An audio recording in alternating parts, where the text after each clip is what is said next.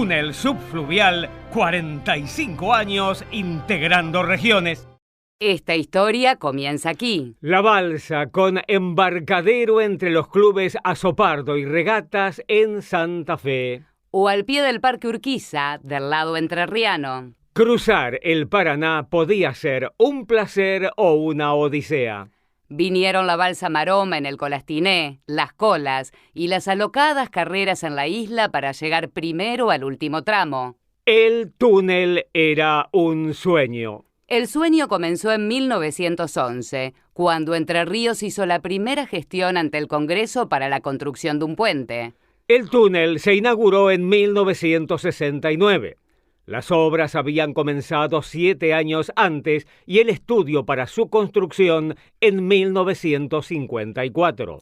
Hoy son 3 kilómetros de ruta bajo el lecho del río, por donde cruzan 4 millones de vehículos por año. Desde 1969, integrando regiones. Vencer al Gran Río no solo ha sido el triunfo de la técnica, sino primordialmente la victoria del espíritu federalista argentino, que no es excluyente, sino integrador. 1960. Los gobernadores Raúl Uranga y Carlos Silvestre Beñis firman el Tratado Interprovincial. Lo harían las provincias y sería un túnel y no un puente, para eludir la jurisdicción nacional sobre la superficie del río. Estos dos gobernadores, uno al cual nosotros los entrerrianos, realmente, también una cosa que no me canso de decirlo, y deberíamos agradecérselo especialmente a don Silvestre, porque yo me imagino él, gobernador santafesino, de Rosario, en Santa Fe, darnos la derecha a nosotros para que nos pudiéramos comunicar y casi compartir los gastos. La verdad que de algún día debemos agradecérselo, porque sin esa mano de don Silvestre, y nosotros no sé en qué época podríamos habernos comunicado. Y por supuesto el trabajo arduo de acá de Uranga no fue poca cosa.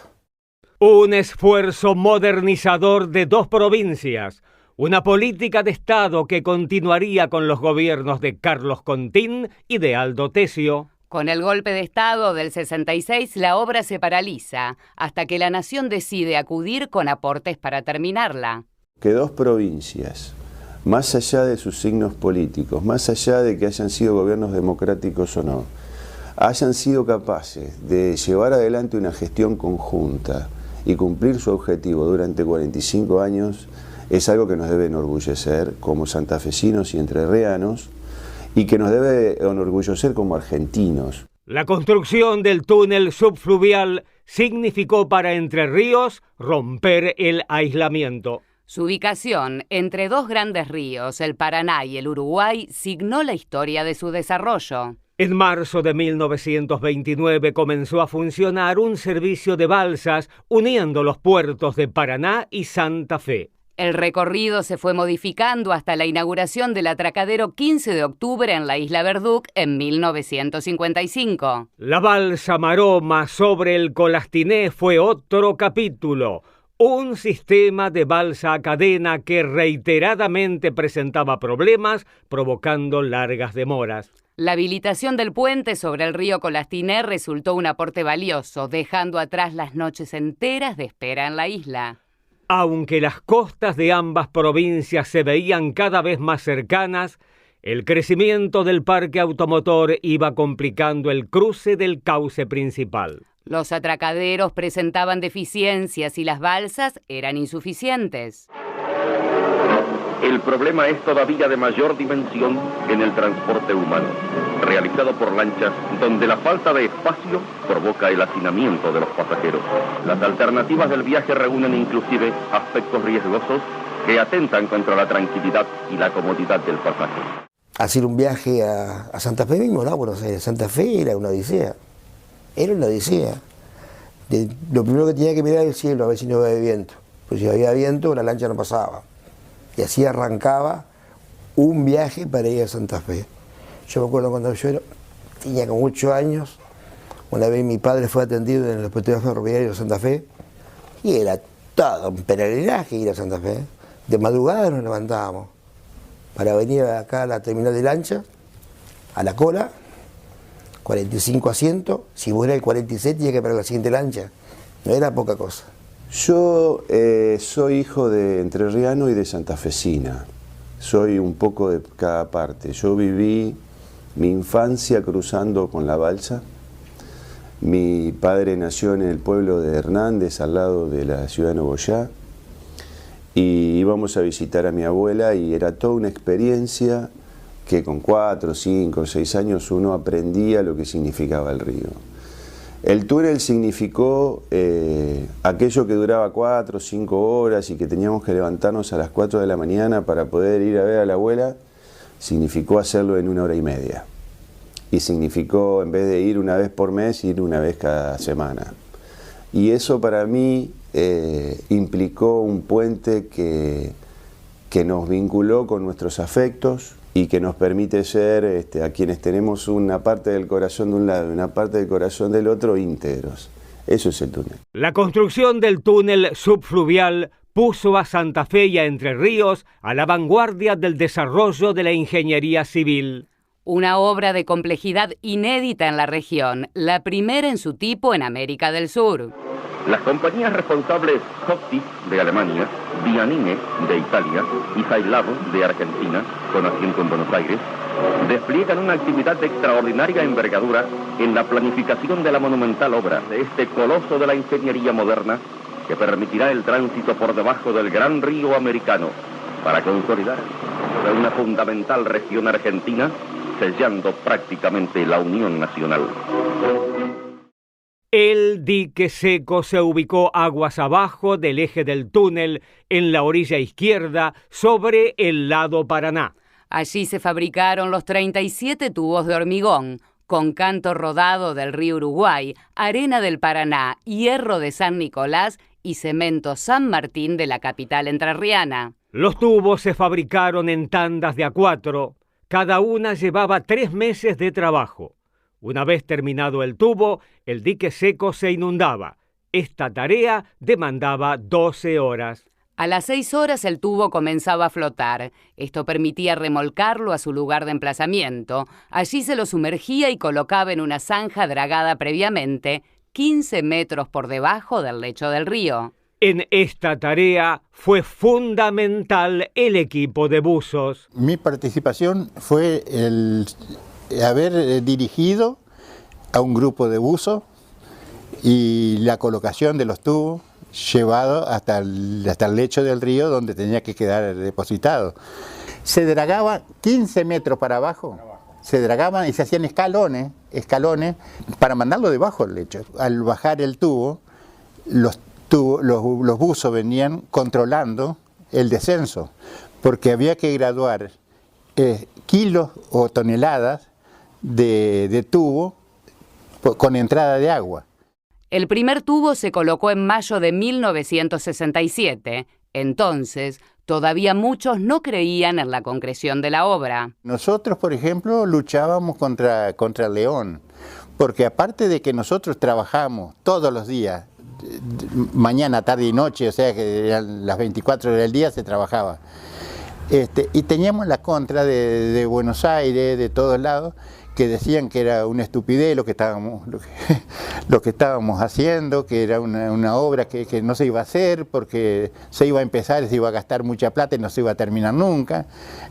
Bueno, muchas cosas de esas, bueno, y nosotros peleábamos contra lo que decían, contra lo que nosotros estábamos haciendo.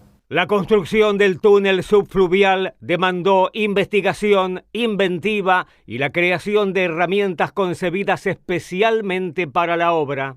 Es el caso de la isla flotante, elemento fundamental para la fijación de los tubos que componen el túnel. Se construyó en Holanda y consistió en un pontón de acero desplazable en sentido vertical, con patas de 65 metros de altura, que llegó al túnel navegando desde el origen. Sobre la cubierta de la isla estaba instalada toda la maquinaria que permitía operar el emplazamiento de los tubos en su lugar, debajo del lecho del río. El procedimiento era el siguiente. Se trasladaba la isla por flotación, con sus 4 patas elevadas, hasta el lugar de emplazamiento. Allí se hacían descender las patas hasta apoyar en el fondo de la zanja dragada previamente en el lecho del río. Y luego se elevaba la plataforma sobre el nivel de las aguas y se colocaba el tubo debajo del pontón para luego sumergirlo, lastrándolo con arena y agua. Entonces había que ir llevándolo, dándole agua y por ahí quitándole la entrada de agua porque ya con ese peso solo se iba. Así que hasta ahí llegábamos, hasta donde tenía que llegar, al lecho del río, que no tocaba el lecho del río, llegaba hasta el punto donde tenía que llegar. Quedaba colgado de la isla y de todos lados en la posición correcta que tenía que estar. Entonces ahí, en esa parte, se empezaba a refular arena. Entonces se entraba a refular arena, hasta que el tubo quedaba por sí solo apoyado. La unión de los tubos se hizo rellenando las juntas con hormigón inyectado desde barcazas. Una vez fijado, la plataforma de la isla descendía hasta el nivel de flotación, se elevaban las 4 patas y se trasladaba a la isla para recomenzar con el tubo siguiente. Los primeros intentos no fueron los más felices. Se demoraba mucho en colocar el tubo debajo de la isla y luego en sumergirlo. Pero a fuerza de trabajo se logró perfeccionar el procedimiento. Poníamos un tubo. El día domingo se corría la isla, se la ponía en posición. El lunes íbamos con el tubo a la mañana a la isla flotante, lo llevábamos, lo colocábamos. A la tarde, a las 7 o a las 8 de la noche, ya el tubo estaba en el fondo listo. Más de 2.000 personas trabajaron en la construcción del túnel. Una obra que transformó la historia de la región y del país, que permanece vigente y que hace posible la comunicación cotidiana a nivel local y continental. La construcción del túnel subfluvial dio lugar a otras grandes obras que modificaron la infraestructura vial de nuestra región. En Santa Fe se construyó una nueva conexión vial sobre la laguna Setúbal, el viaducto Gobernador Nicasio Oroño. Este habilitó un doble ingreso a la ciudad desde la ruta 168 por Boulevard Gálvez y por Avenida Alem. Las obras comenzaron en 1968 y el puente se inauguró en 1971. También el lado Santa Fe se transforma día a día. Saliendo desde el túnel hacia nuestra capital, nos encontramos con los trabajos en marcha de puentes aliviadores previstos en el denominado Plan Cabral para salvar las crecientes, de manera que la ruta no contenga el avance de los torrentes hacia el curso madre. Llegando a Santa Fe se va concretando el nuevo acceso con 2 amplias calzadas, engarzando con el nuevo puente sobre la Setúbal, el que va a reemplazar al histórico colgante, que no por eso dejará de funcionar. Ya es inminente la terminación de esa obra frente a nuestro canal, cuyos pasos hemos visto, por supuesto, día a día. El puente de la Setúbal también tiene eso, a 30 metros los pilotes. A 30 metros de profundidad, porque la tierra firme está a 30 metros acá. El de la Setúbal, la base, ahí se secó en el medio del río. Se hizo un tablestacado formando el cuadrado. Ese cuadrado que tiene abajo la base, no sé si te das cuenta ahora que está abajo el río, se ve ese cuadrado. Y ahí hay 21 pilotes, ¿no? 21 pilotes. Por eso se hizo el tablestacado alrededor para sacar el agua, para después hormigonarlo. Y se unió todo con todos los pilotes. Todas las cabezas de los pilotes se unió a la base. Yo creo que para mí es para toda la vida ese puente. Porque todo a base de hormigón. El viaducto Oroño no solo constituyó una nueva conexión vial para Santa Fe con la Ruta 1 y la Mesopotamia, también posibilitó la conexión de los servicios de gas y de agua potable. Una obra a la medida de una ciudad y de una región que se transformaban.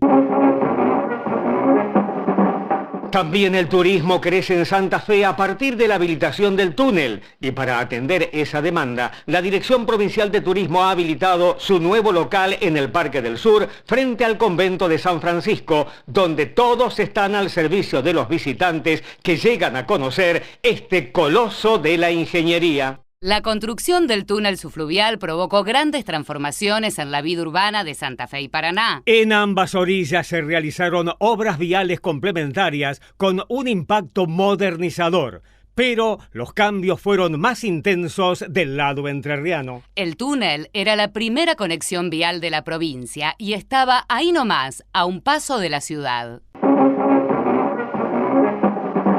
Del lado de la capital entrerriana, a pocos metros de la zona de peaje, se levanta una construcción elevada para la instalación de estación de servicio, confitería, un hotel y comodidades en general para los viajeros. Los accesos a Paraná y rutas derivadas también están en pleno proceso de realización. Algunos están en uso, como el que conduce al centro de la ciudad capital. La construcción del túnel no solo provocó cambios a nivel urbano, también habilitó un cambio de mentalidad. Con las nuevas posibilidades de circulación y comunicación, la vida social y cultural de la ciudad se transformó.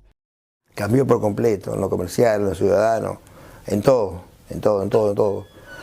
Pasamos de aquella largas colas, larga espera en la balsa, en la lancha, a esto, rápido, ágil, que incluso Paraná, el paranaense no estaba preparado para semejante cosa. Tuvo que ir adaptándose al cambio. La ruta muestra características turísticas ya notables, la presencia de pequeños negocios con venta de artículos regionales, donde no falta la tacuara con la bandera de Pancho Ramírez. Chiquilines ofreciendo postales y recuerdos de Paraná aprovechan la pausa del semáforo en la nueva avenida Francisco Ramírez, ex Boulevard Alsina, para realizar sus ofertas a los viajeros. Más adelante está la Dirección Municipal de Turismo, instalada allí desde hace poco tiempo. Para su funcionamiento se ha aprovechado una construcción junto al ex atracadero de las Balsas, en el margen este del cauce principal del Paraná y en el comienzo del pintoresco Parque Urquiza. Yo era muy chico, tenía 12 años, y de un día para el otro, entonces, empezamos a ver vehículos que no se veían acá habitualmente. Yo visitaba a una tía mía en calle Novallé Ramírez, y de aquel viejo Boulevard Alsina que tenía solamente una mano, porque la otra mano estaba semidestruida, pasó a lo que era Avenida Ramírez, y de repente Paraná se conoció por todo el mundo muy rápidamente, pero muy rápidamente, porque todo el mundo, ¿qué hacía los fines de semana? Quería conocer el túnel. A nosotros pasar y los que estaban enfrente venir, y eso nos benefició. Nos benefició porque no, como siempre lo digo, nos comunicamos con nuestra propia patria. La traza del túnel subfluvial corre de sur a norte, de forma perpendicular al curso del río Paraná. Conecta al este de la ciudad de Paraná con la isla Santa Cándida del lado Santa Fe. En cada extremo del viaducto hay un edificio de ventilación y cabinas para el cobro de peaje. La sala de comando está del lado Paraná. Desde allí se controlan durante las 24 horas todos los mecanismos que hacen al buen funcionamiento del túnel.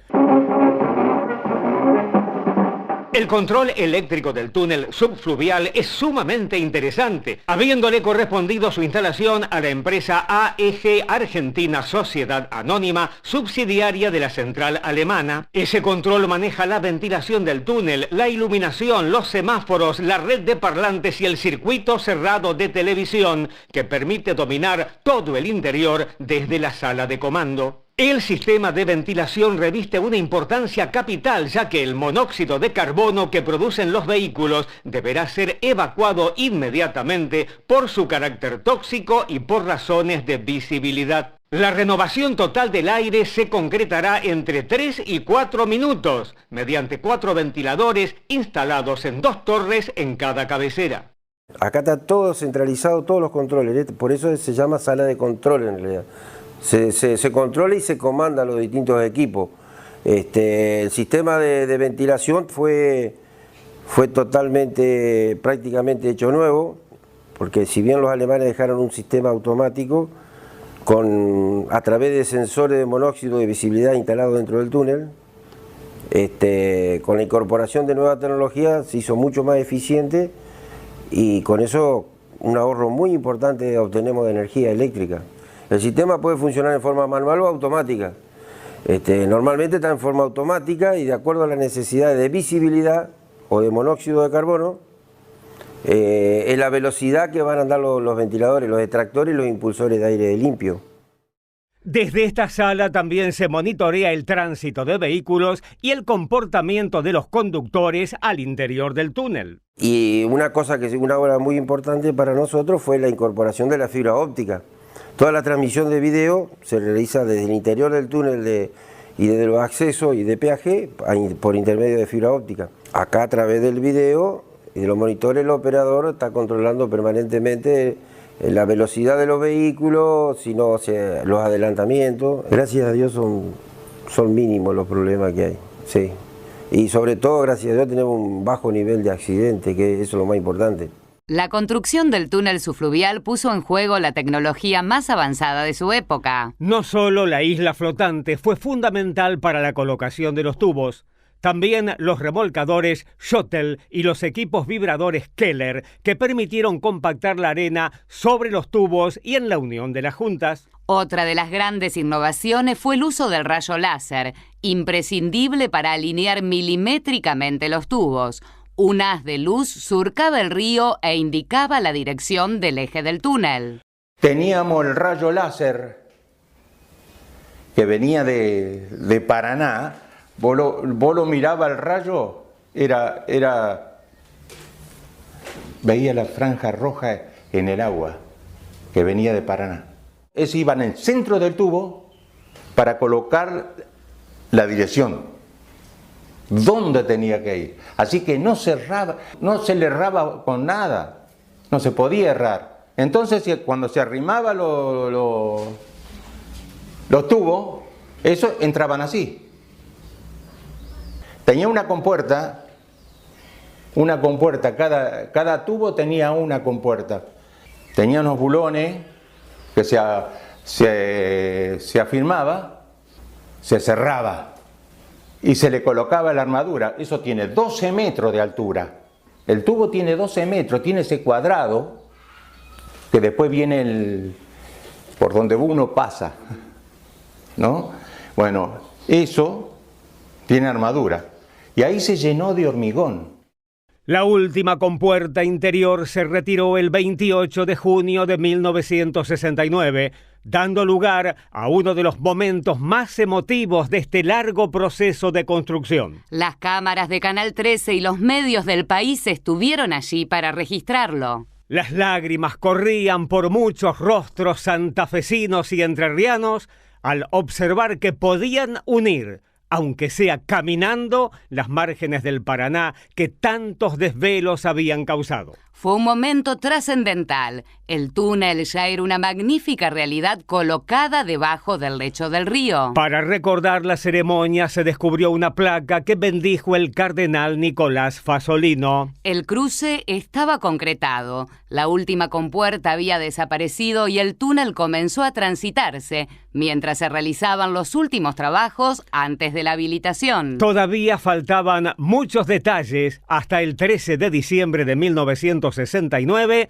pero la gente ya sentía que el túnel estaba terminado. En la década del 60, los habitantes de Santa Fe y Paraná seguían con anhelo y atención el proceso de construcción del túnel subfluvial. La prensa era convocada habitualmente para recorrer las zonas de trabajo en el río y en ambas cabeceras. Canal 13 también invitaba a autoridades y personas representativas de Santa Fe y Entre Ríos a fin de informar sobre los pasos y la trascendencia de la monumental obra. Marcos Bobbio, director del canal, recibía a los visitantes que luego pasaban al estudio habitual de Noti 13, donde realizamos el ciclo Abriendo Puertas al País. En una oportunidad participó del programa gran parte del cuerpo diplomático acreditado en Buenos Aires, también invitado a recorrer las obras. En las instancias previas, los estudiantes secundarios paranaenses habían participado activamente del debate túnel o puente. Venían a Santa Fe utilizando el servicio de lanchas para participar del programa CODEIC Pregunta,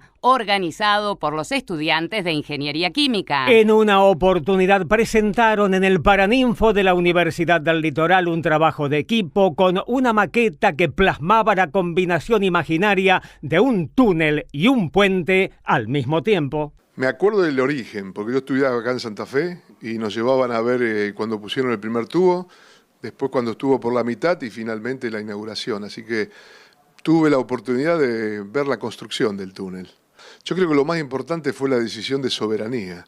Digo esto porque usted sabe que el puente hubiese sido de resorte de la nación. En cambio el túnel fue un acuerdo entre Silvestre Begni y Uranga que posibilitó precisamente tener en alguna medida el control sobre el flujo sin necesidad de que la nación interviniera.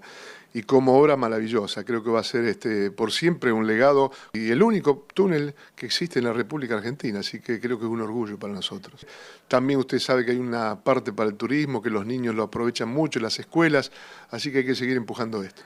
Los festejos por la inauguración del túnel en diciembre de 1969 dieron lugar a las más diversas propuestas culturales. La agenda de la Expo Túnel incluyó la presentación de figuras como Mercedes Sosa, la porteña Jazz Band, el Gato Barbieri y Almendra con un joven Luis Alberto Spinetta. El 10 de diciembre de 1969, en el marco de la Semana del Túnel, la artista plástica Lea Lublin montó una tecnoambientación titulada Fluvio Subtunal. La propuesta se concretó en la esquina santafesina de San Martín y Tucumán y fue coordinada por Alpi Santa Fe y el Instituto Di Tella de Buenos Aires. Se trató de una experiencia de arte interactivo en la que los visitantes recorrían diferentes zonas concebidas en torno a la tensión entre naturaleza y tecnología. Santa Fe y Paraná eran una fiesta, una nueva época comenzaba. Era el fin del aislamiento. El túnel estaba terminado y la vida en el litoral cambiaría para siempre. La construcción del túnel subfluvial conmovió a todo el país. A medida que se acercaba el momento de la inauguración de la obra, el interés de la población iba creciendo. Delegaciones de escolares y contingentes de todas las provincias comenzaron a llegar al túnel para conocerlo de cerca. Del lado entrerriano, después de las casillas de peaje, se montó una exposición permanente para dar cuenta del proceso de construcción del viaducto y se organizaron las primeras visitas guiadas para recorrerlo. En la costanera santafesina se trabaja intensamente en el armado de esta gran exposición industrial que acompaña la inauguración del túnel subfluvial. Se trata de una muestra realmente excepcional por sus proyecciones, ya que Santa Fe y Paraná concentran por estos días la atención de todo el país y de repúblicas vecinas. Una gran oportunidad para dar a conocer a los visitantes el potencial económico e industrial de la región. La expo está dispuesta en una superficie de 8 hectáreas e incluye stand, gastronomía, sectores de recreación infantil, microcine y espectáculos con destacadas figuras del ambiente artístico. El túnel subfluvial, a mi entender, es una cosa difícil de definir porque es muy raro ver algo que vincule debajo de un río. El túnel tiene esa cosa mágica que nos permite pasar como si fuera un puente, pero estamos debajo del agua. El túnel es como si perdurara más allá del tiempo. Su infraestructura se encuentra en condiciones óptimas de funcionamiento y a pesar del tiempo transcurrido ha funcionado notablemente bien. La gente cruza con mucha seguridad. A medida que pasa el tiempo, los controles son mayores, tenemos que verificar estructuras, pero evidentemente el túnel sigue funcionando como el primer día. Otro acontecimiento notable dentro de la agenda de festejos por la inauguración del túnel fue el gran desfile de la provincia de Santa Fe. Se realizó en la tarde-noche del 13 de diciembre, partió de la Basílica de Guadalupe y recorrió 11 kilómetros por las principales calles de la ciudad. Participaron carrozas y vehículos alegóricos, ilustrando la historia y las características de la provincia. La Santa Fe precolombina, la inmigración, las colonias agrícolas, los cultivos y las industrias. Los pueblos de la provincia también estuvieron representados por sus reinas de belleza en aquel gran desfile inaugural del 13 de diciembre de 1969. Los tubos del túnel se fijaron 15 metros por debajo del lecho del río Paraná. Por encima se colocaron 3 metros de arena indispensables para garantizar la estabilidad del viaducto. A fin de controlar que estas condiciones se mantengan, el fondo del río es monitoreado regularmente. Lo que pasa en el río es que se forman dunas. Es muy similar a lo que pasa en un desierto. Con el viento es que se van formando como pozos. Todo una vez por mes el Departamento de Hidrometría sale a hacer relevamiento batimétrico, que eso es, para ser práctico, es una ecosonda como tienen muchos pescadores hoy en día, que a través de posicionamiento satelital ellos van midiendo 50 metros arriba del eje del túnel y 500 metros abajo, hacen distintas coordenadas y van midiendo las profundidades y después se hace todos los meses un informe del lecho del río, de las profundidades, sobre todo. Por supuesto, cuando hay situaciones de creciente, se lo hace con la frecuencia aumenta, se lo hace más seguido para hacerlo en forma preventiva.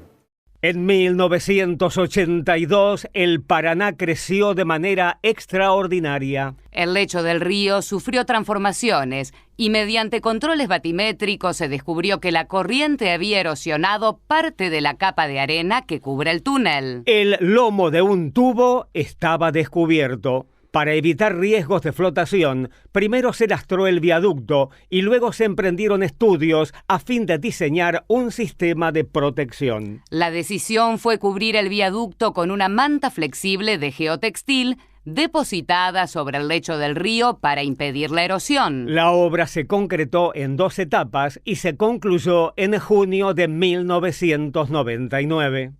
Todo el túnel está cubierto con 100 metros de manta. Y cada manta de esas las primeras tenían 19 metros de ancho por 100 de largo.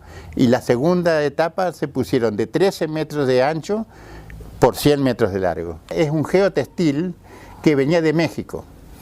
Y eso se llenaba por las puntas, se ponía de arriba con cemento a presión, se ponía la manguera y se llenaba todo, los ravioles les llamaban, porque son como ravioles. Son de 1 metro por 1 metro y son flexibles, acá queda con el material flexible que todos los movimientos. ¿Vio una plancha de ravioles? La plancha de ravioles es exactamente lo que tiene arriba el túnel. Cuando en la punta llega a tener una socavación, la manta hace esto y baja, tapa. O sea que nunca va a llegar al túnel. Al túnel jamás se va a poder llegar porque está cubierto de esas mantas y es imposible sacarla. Los festejos por la inauguración del túnel en diciembre de 1969 fueron un gran acontecimiento popular. Un clima de euforia se respiraba en las calles de Santa Fe y Paraná.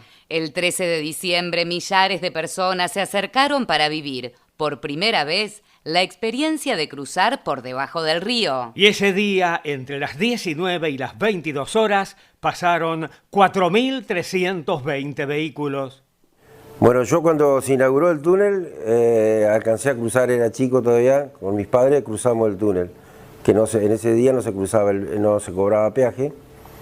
La verdad que fue impresionante toda la cantidad de tránsito, el ambiente festivo que había, ¿no?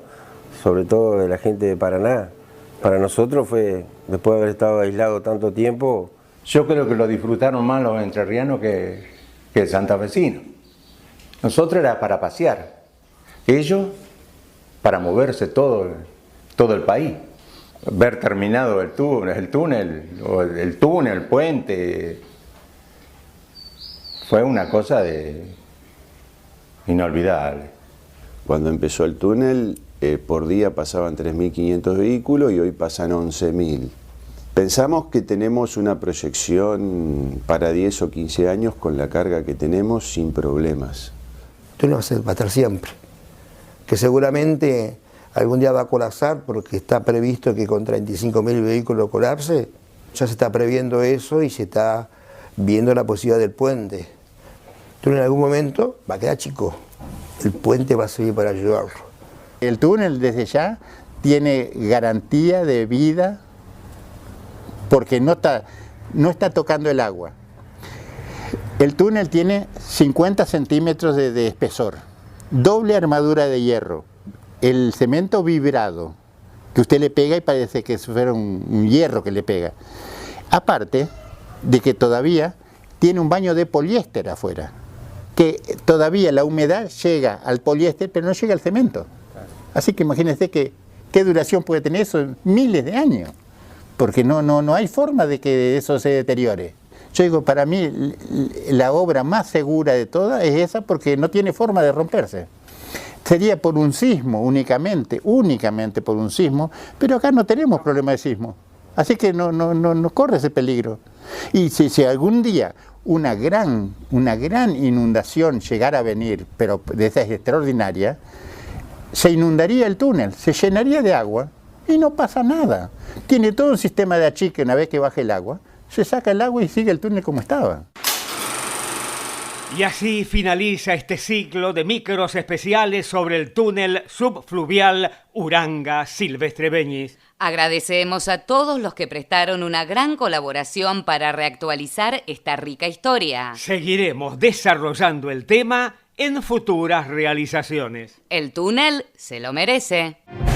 Túnel subfluvial, 45 años integrando regiones.